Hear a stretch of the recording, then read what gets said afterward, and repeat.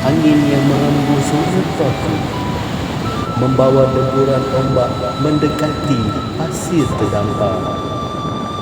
Pasir putih menghampar luas, mengilatkan cahaya mentari, menyiratkan keindahan alam penuh imajinasi.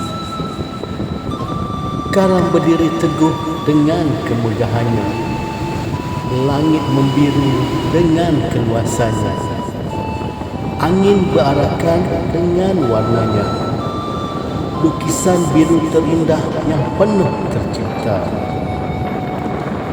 Indah pantai penuh pesona, karya Tuhan yang sangat abadi.